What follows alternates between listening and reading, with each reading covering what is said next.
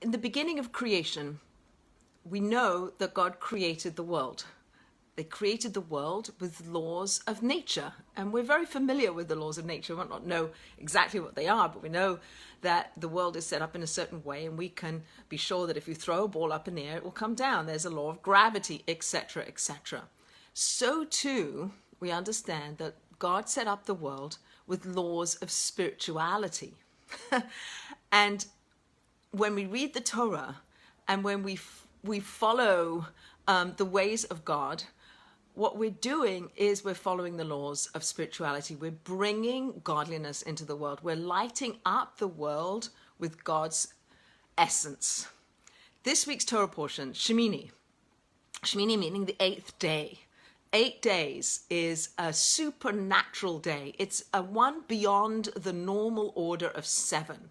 God created the world. 6 days he worked, put the world together. 7th day we rest. And then there's an 8th day. An 8th day is a transcendent day. It's the day we do Brit Milah.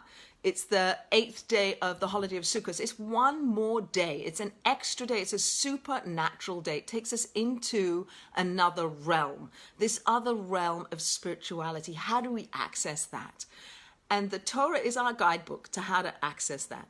In this week's Torah portion, Shemini, on the 8th day, the Mishkan, the tabernacle that the Jewish people had been building since they had come out of Egypt, they were now in the desert, and we had the debacle of the golden calf, and the people are now building this Mishkan. They're building a home, quote unquote, a physical resting place for God to exist in our midst as we travel through the desert in Egypt.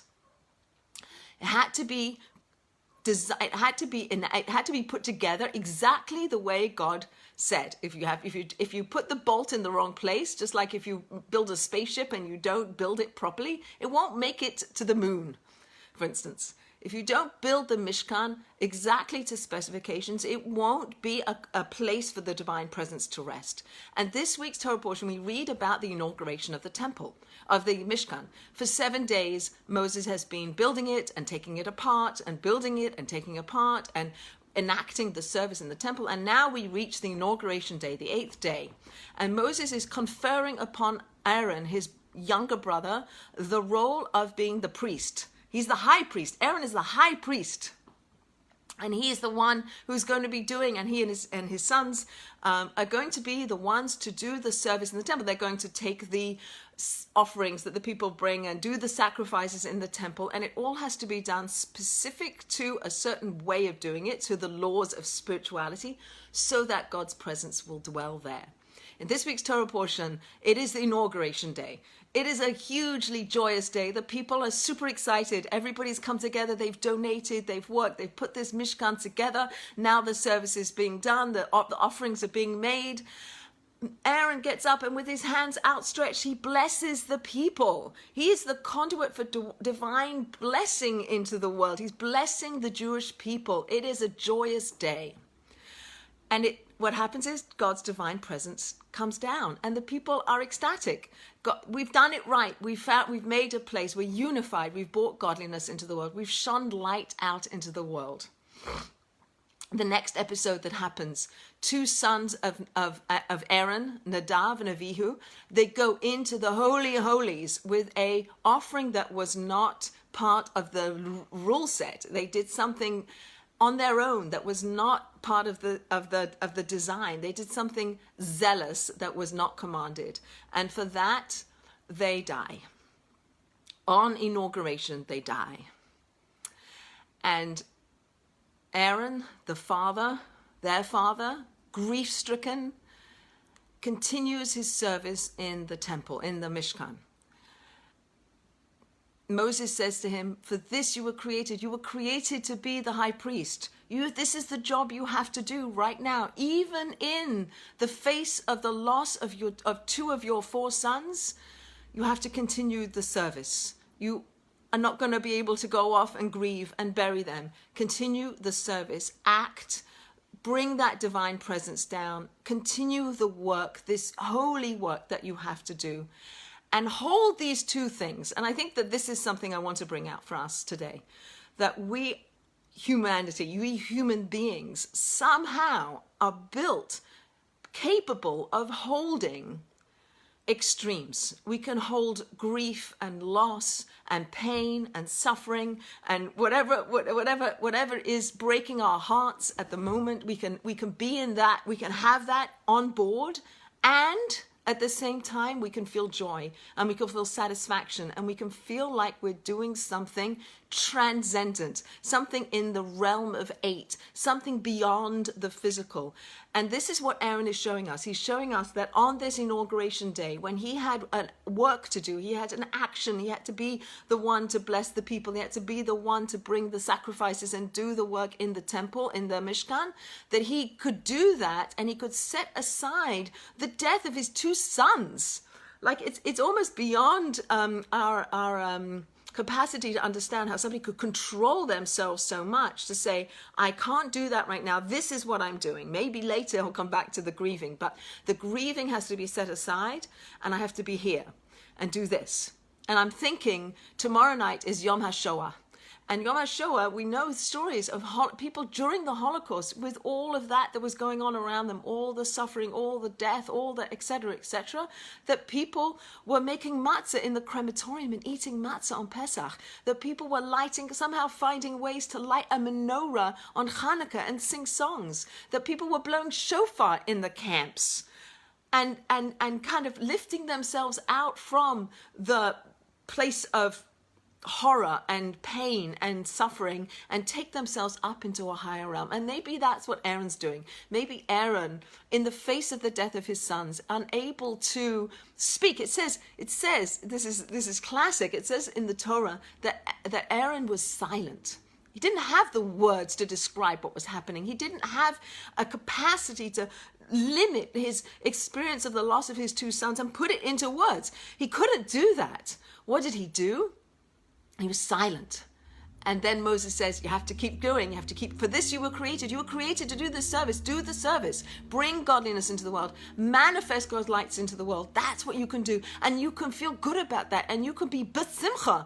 Like prophets and the Aaron and Moshe and in order to bring godliness into the world, they had to have a certain simcha about them, a certain joy about them.